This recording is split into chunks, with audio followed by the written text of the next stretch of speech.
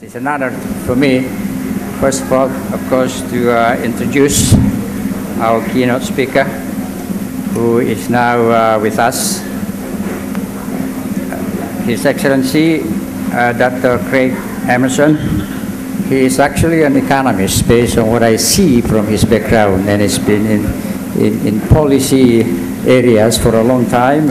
He was actually a policy advisor to former Prime Minister Bob Hawke, and now he is the Minister of Trade of Australia. So I don't want to take too much time, and we welcome His Excellency. Please.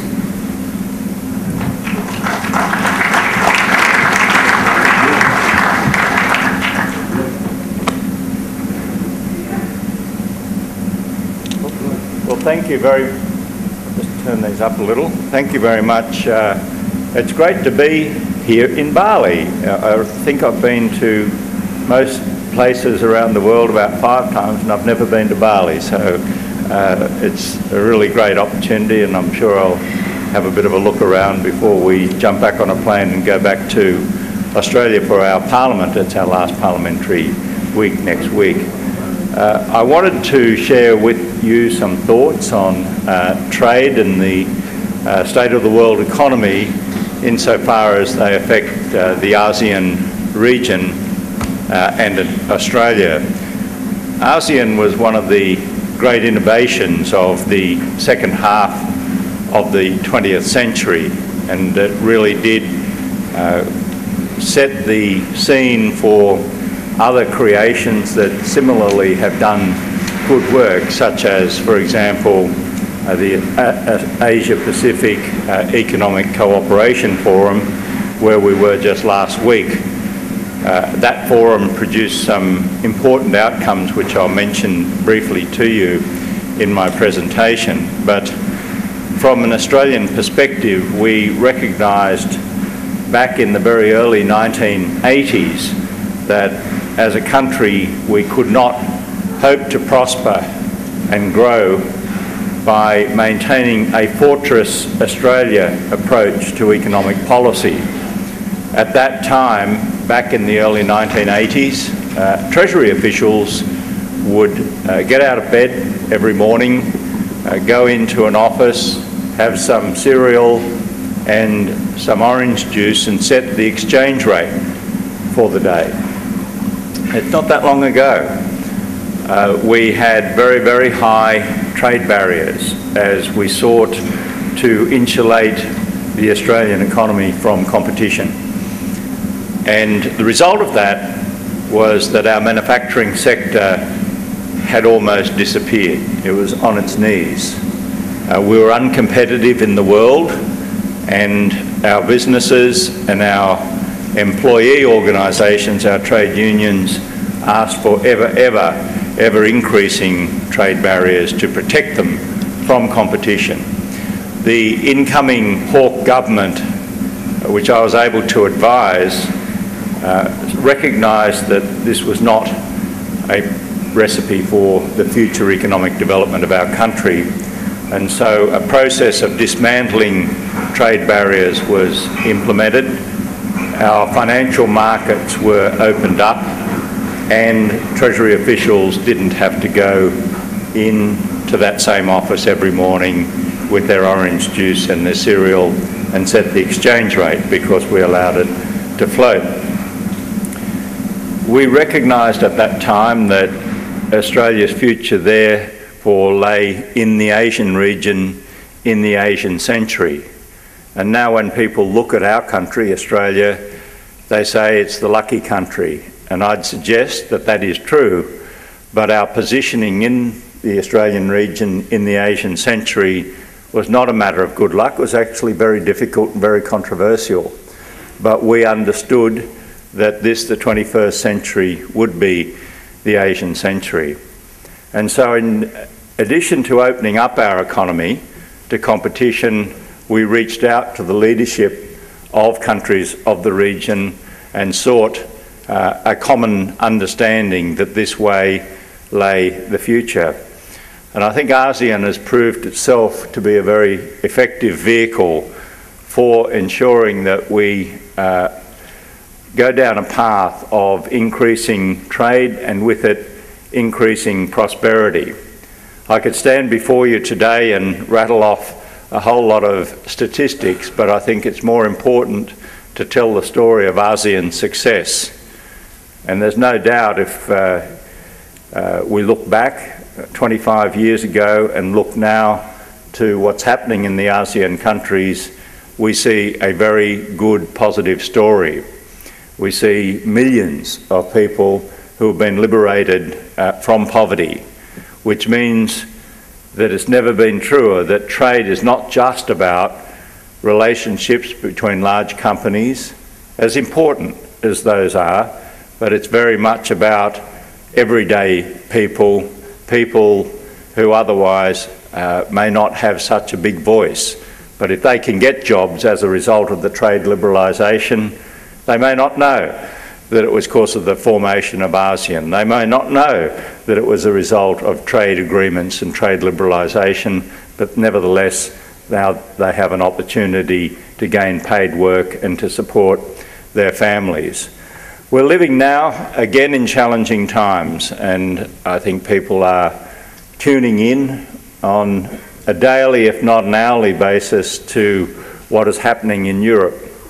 And it does tell us that we have gone down the right path, in the path that we have chosen, because this has been the pathway to prosperity, and you would not want to be in any other place on earth than in this, the Asian region, in the Asian century. We now need to, in my view, look for new ways to integrate the economies of ASEAN, Australia, New Zealand, and the wider Asia-Pacific region, so that we lock in the gains that we've already made and then we build on those gains through increasing specialisation that goes with trade. We've been very concerned about Europe because it doesn't seem to have adopted a similar philosophy, and it has its own very substantial financial problems. And if I could put to you that if those problems are not to disappear overnight, and as much as we would like that they do so, then we have to assume that our future remains very much focused on our decisions here in this region. We have tried through various forums to continue the economic integration about which I speak. We've actually sought it through the World Trade Organization in Geneva, and while I won't dwell on that, I think everyone here would accept that those negotiations are at an impasse. Australia has long believed in the value of global trade liberalisation, and we will continue to press our new pathway to find ways of breaking that impasse. But here in our region as well, through APEC last week, you saw very strong commitments to ongoing liberalisation, by which I mean not simply further reducing tariffs between our countries, but ensuring that those impediments that are most insidious to business, the behind the borders restrictions, are eased or removed. And if I could say here that it's not always a case of malevolent governments putting in place behind the border restrictions. Perhaps they don't even intend to do so. Perhaps they don't think deeply about it, but they're there. They're there in all countries. And so the 21st century task is obviously to continue where we can the tariff reduction task, but to ensure that we remove those behind the border restrictions. And if you look at, in a sense, the 21st century manifestation of trade, increasingly it's about investment in each other's countries. It's about supply chains where not one company in one country produces everything from the raw material to the final good. That has never been the case, but it has never been so clearly the case now in the 21st century, where we see businesses producing inputs towards a final good or a service located in different countries, and then trading in those inputs to produce the final good or service. And that's what we really need to focus on, and I think it's worth us spending some time in our panel discussion on that, because if we can liberalise investment, then we do exactly what we've done with trade over the last quarter century. We unleash the capacity for more people, everyday people in all our countries, to share in the benefits of trade and investment. And that's what I think is probably the key to our future, to make sure that not only have we liberalised trade in goods, liberalised trade in services, but liberalised investments. So I'm hoping and suggesting, perhaps with the nodding concurrence of our convener, that this is a direction that we may take in our panel discussions. Thank you very much. The ANZ, some pioneering work, and it is valuable to actually have a large business in ANZ come into the ASEAN market, but most particularly Indonesia, understand all of the issues that you've raised and be able to report very good profits. And that's what's happened. And I'd urge, and will do what I can, other companies to take a similar approach.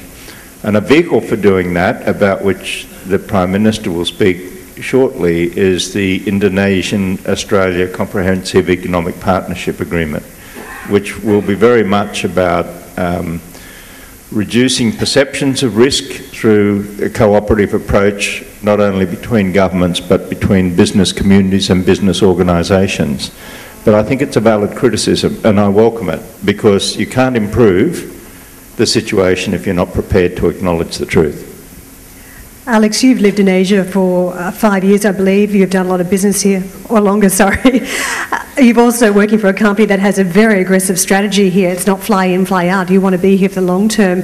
Do you agree with this approach about attitude in terms of what you see, not just in your business, but some of the corporates that you finance that are looking for opportunities here? Yeah, actually I do. But I do think we're changing. So I think historically Australian businesses have felt comfortable at home. They felt comfortable, particularly public companies, with the market demand for continuous dividends. And they felt comfortable that they could control their risks within that environment. And I think, though, there's 2 or 3 things that are changing quite rapidly. The first one is, if we continue to open the world out in terms of trade, investment and services, that our consumers will demand much more than we can just provide. And we do lack scale. Corporations lack scale if they just concentrate on one market. Yet we have some competencies. So I think the boardrooms of Australian corporations will change quite rapidly. And this pretense that I think ASEAN had with Australian business people, that it was high risk, I think is slowly changing. And it's changing because, one, institutionalisation is becoming much better here. But 2, I think, a bit what Bapak was saying, I think our culture is slowly changing. I think we're beginning to realise that actually it's not much more risk if you manage it correctly.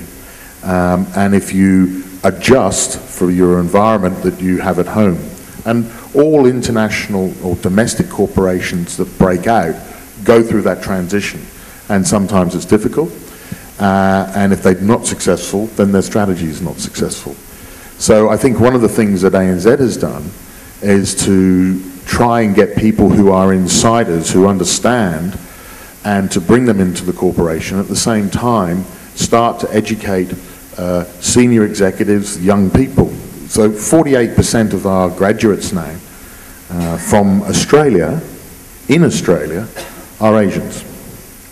And so you can see that the fabric of the organisation changing and the understanding. And as those people come through, and what I think you mentioned, the Citibank School of Banking in the 80s particularly, I think ANZ will start to play that role.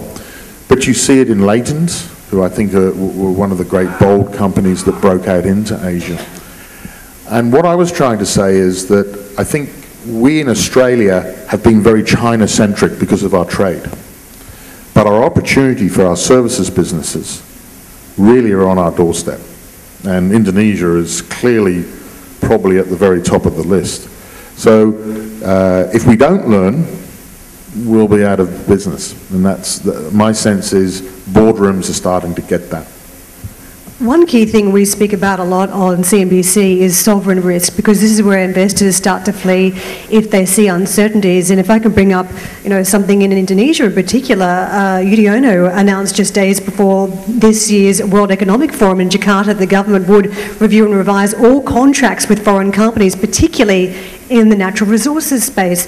So how do companies judge risk and reward when they don't know what the playing field is going to be like in, say, 6 or 12 months' time?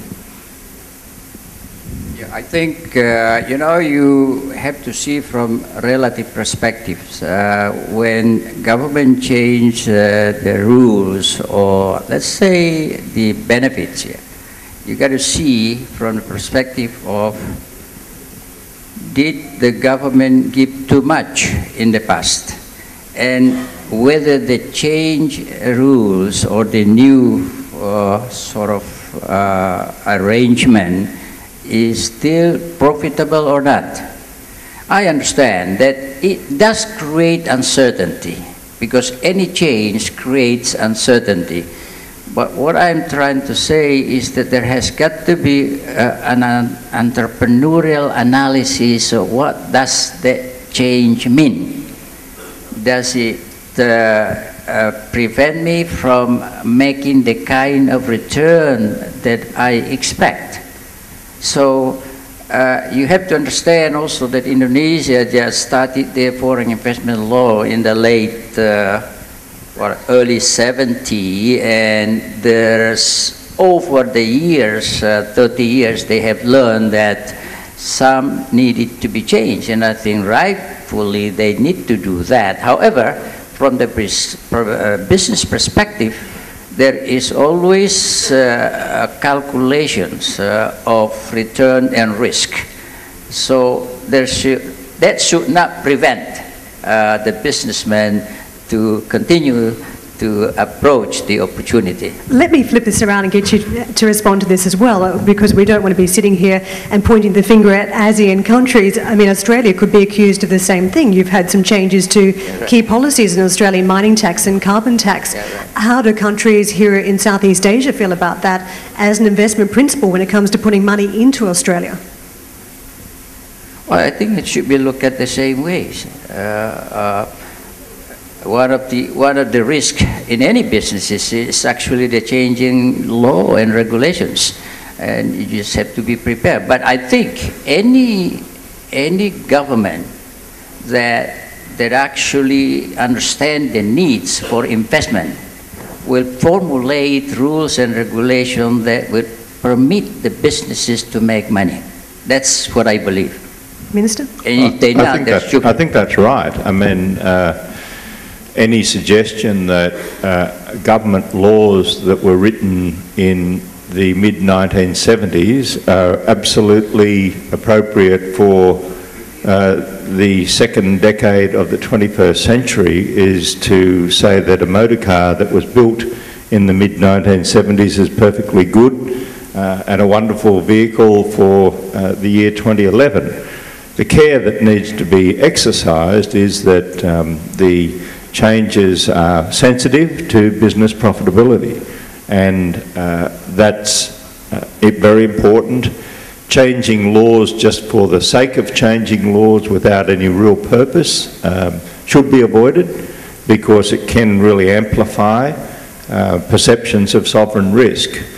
And just quickly on the mining tax in Australia, the very purpose of it is to be flexible to company profits, because the alternative is basing a tax on, through royalties on the volume or value of production, irrespective of profitability. So it's actually an attempt to reflect the fact that profitability in the mining industry moves around, and if a particular company or project is unprofitable, it won't pay the tax. If it's highly profitable, it will return a fair share for the community. I happen to know a bit about this, and I wrote in the Bulletin of Indonesian Economic Studies in 19 1982 about this very proposition, which is now being implemented in Australia. So I couldn't agree more with the sentiments that you can't expect rules never to change, but they need to be done sensitively for good purpose and with a good explanation. When it comes to legal changes, one key concern that you raised in your key comments, Alex, was about Basel III and high liquidity rules for banks and what this does to the free flow of capital. Perhaps you'd like to explain this a little bit more, because this is coming from a lender with high Tier 1 capital, high cash on balance sheet. Yes, what worries me is that regional and global banks, when they're well behaved, actually can be huge activators to create the investment flows and create the capacity for corporations to invest. What we've seen, I believe, from the global financial crisis was some pretty terrible things that banks did. But it wasn't because of poor regulation. It was because of poor culture in those banks and poor supervisory. I think there's a joint effort, and APRA wasn't that, and many of the Asian central banks were not that either, because their financial system has stood up.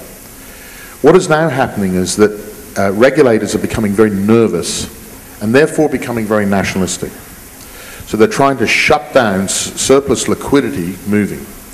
Now, if that surplus liquidity is shut down, it actually can provide some potential asset bubbles within that domestic economy.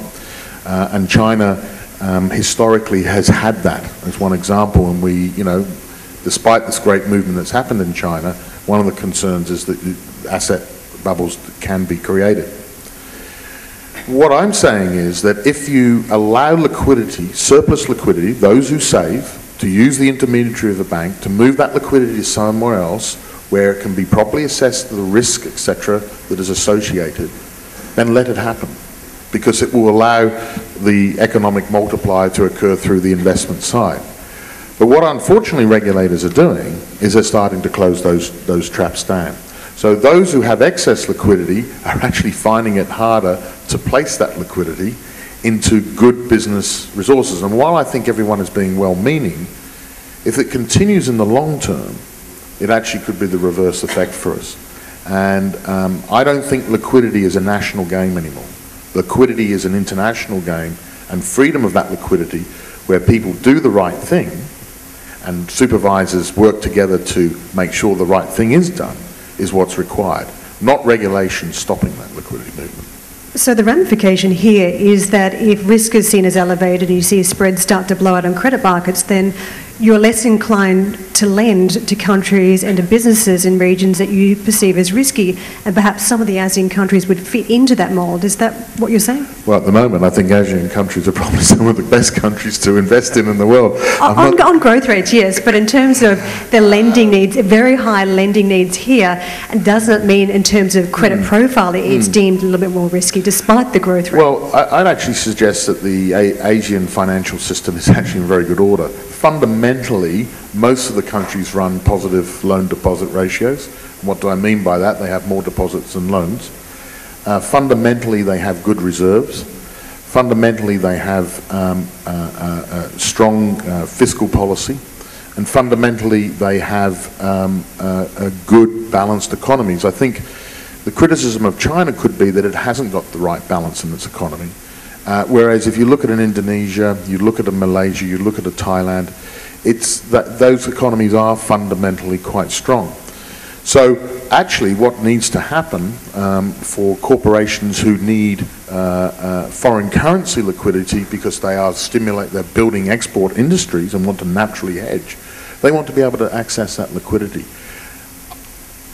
I think there are investors and intermediaries who want to do that, but they may be prevented from doing that, and that's what concerns me. From another point of view, Minister, you also mentioned your concerns about the European crisis.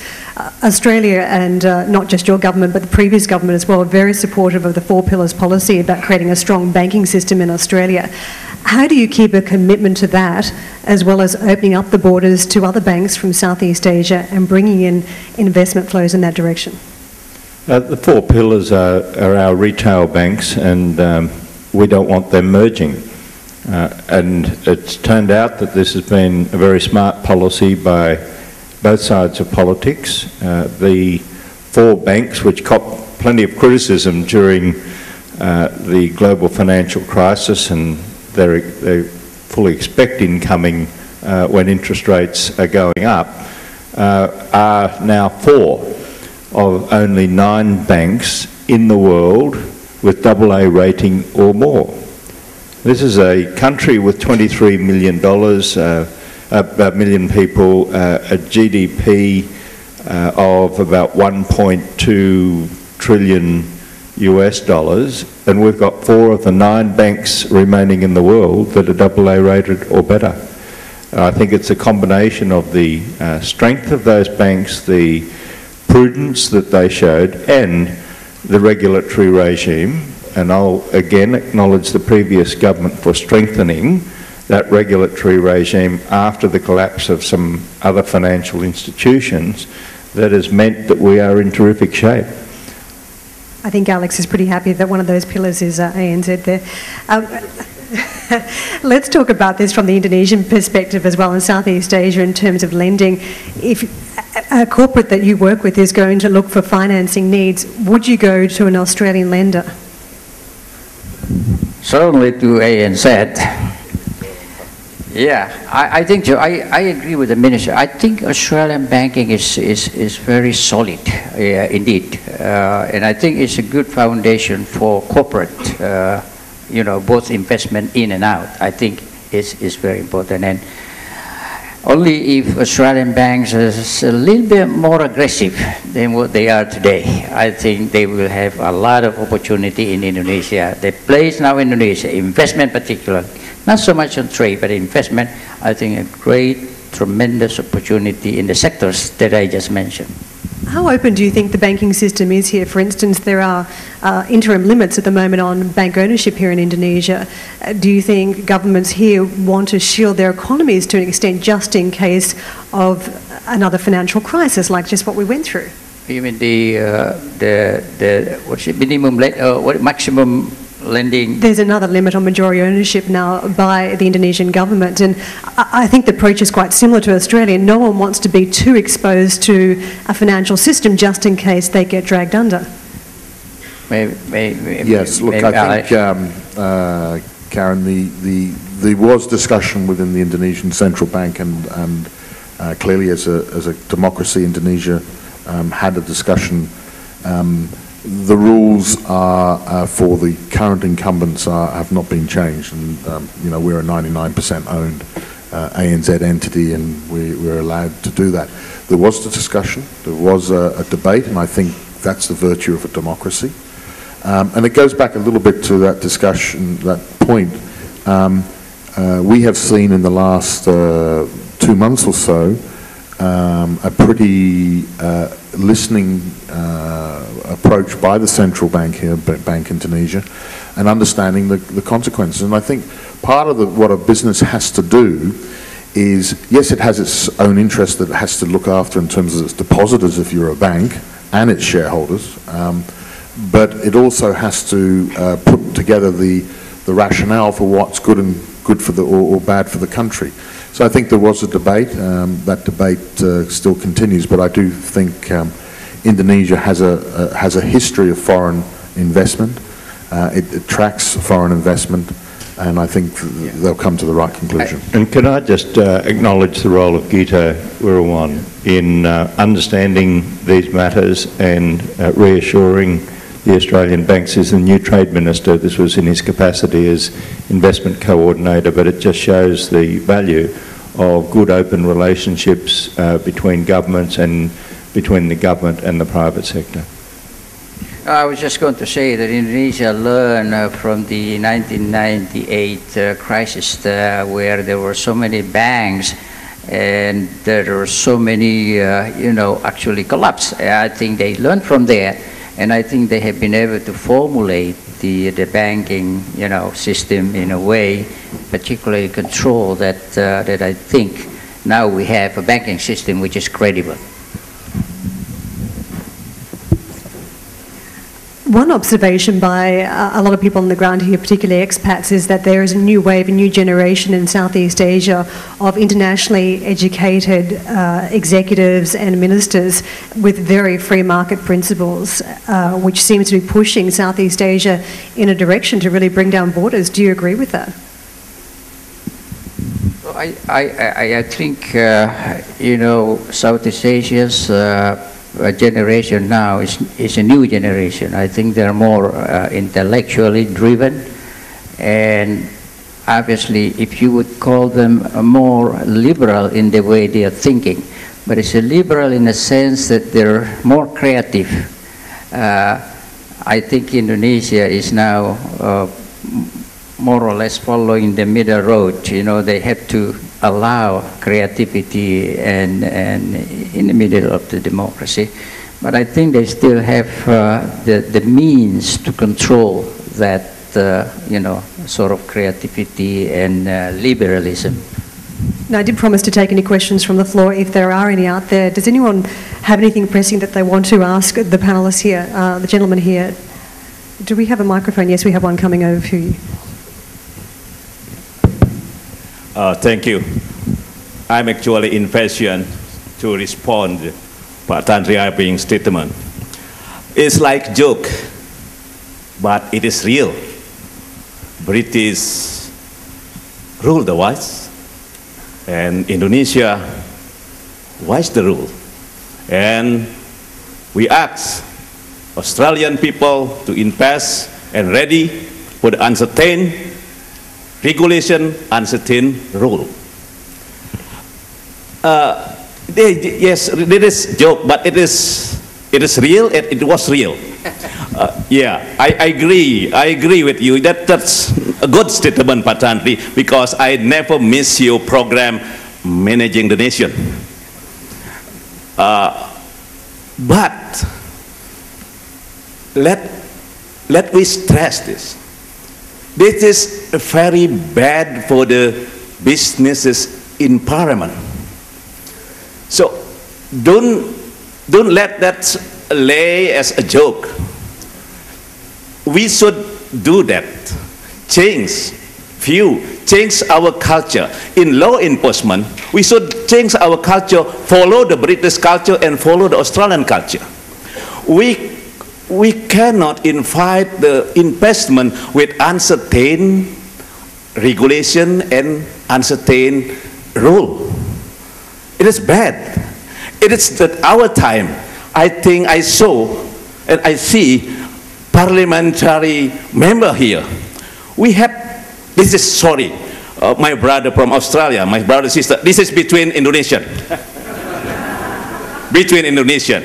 So we have to push our parliament, our government to review that's our culture. Please follow British culture and maybe Australian culture. So after that, Australian people will, you know, run to invest all their money to Indonesia. Thank you so much. Thank you very much for your comments. Does anyone else want to? Yes, we have a question or comment over here at the right. We have a microphone also on its way over for you.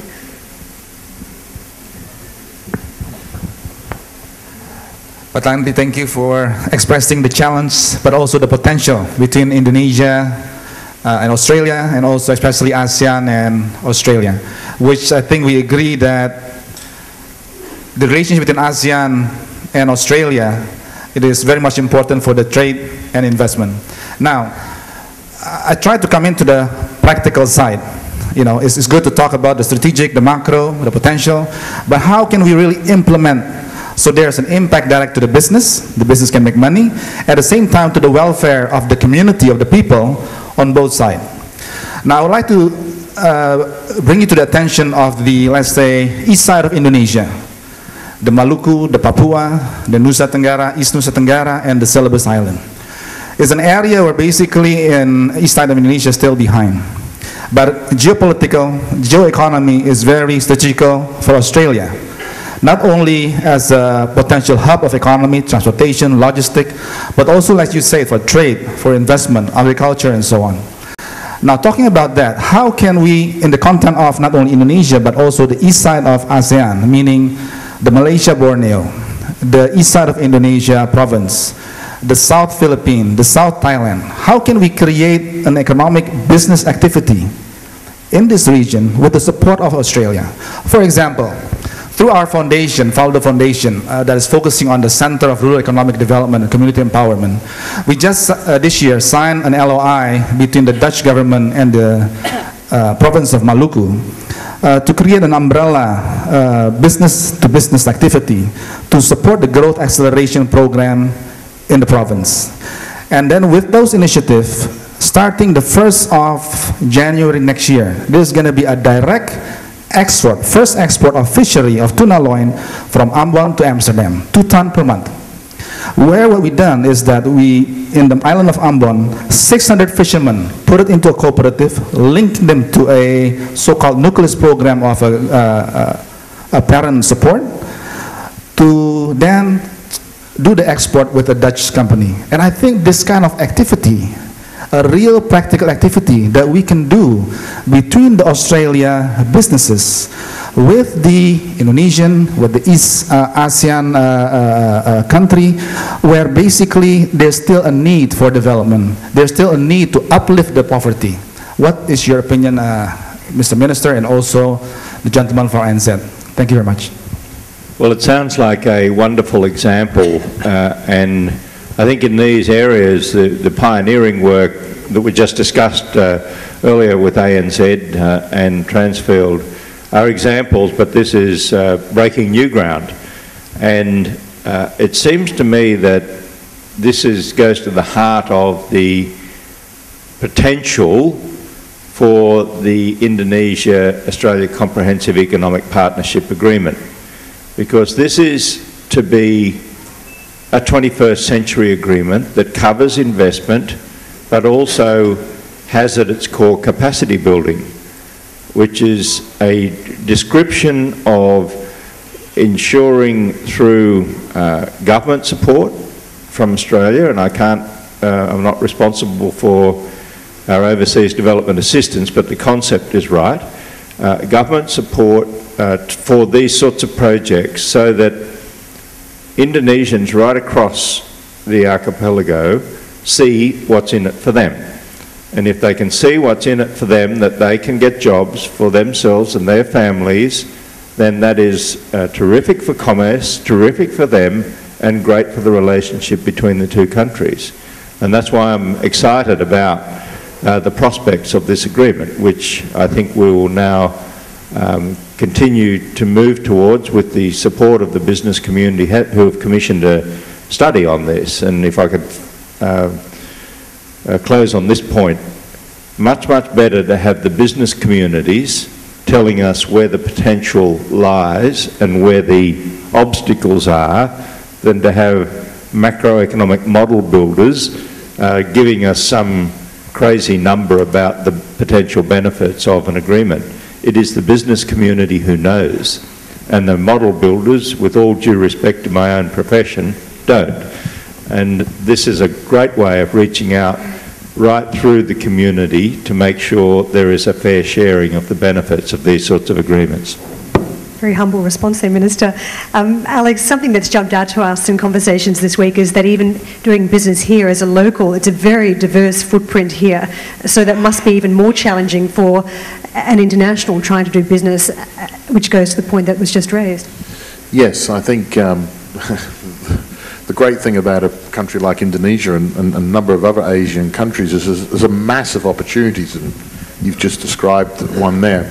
I think what's important is that corporations have got to be very clear of strategically where they want to play. It is more difficult for a foreign entity to come into someone else's country. If I tried to compete with BCA with their branch network and with their great low-cost technology, their ability to bank the kampongs, to have a great payment system in domestic Indonesia, I would struggle. As you would expect BCA to struggle in Australia if they entered the market. So we have to be very clear about where we want to play, and we are very clear, and I won't bore you with that today. But part of that, I guess, is to actually bring businesses together. So what we've done with Antam and other mining companies in Indonesia is bring them to Australia, show Australians that there is a change in the laws of the country, which represented an opportunity to go downstream in the processing side. So it's exactly, I think, for what you were talking about, sir, that's what we've got to do. And what the Minister was saying is businesses have got to talk to businesses to see where they can create those opportunities that are in line with their strategies for both an Indonesian business and an Australian business. And I think as long as governments allow the free flow of investment and make it easy for people to invest in each other's countries, then they will find that space.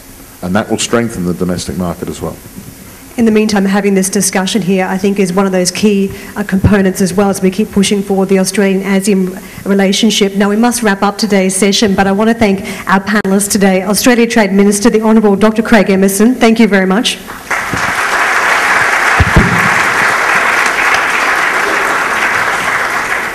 Alex Thursby, CEO of Asia Pacific, Europe and America for ANZ Bank, thank you.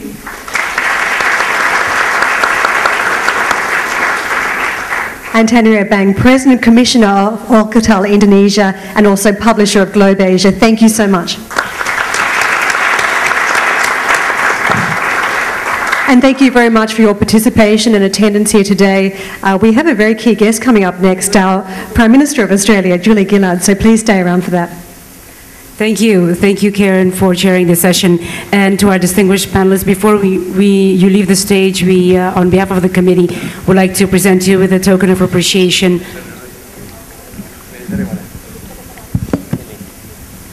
And will be delivered by Bapak Subronto Laras. First of all, to the Honourable Dr. Craig Emerson MP, the Australian Minister of Trade.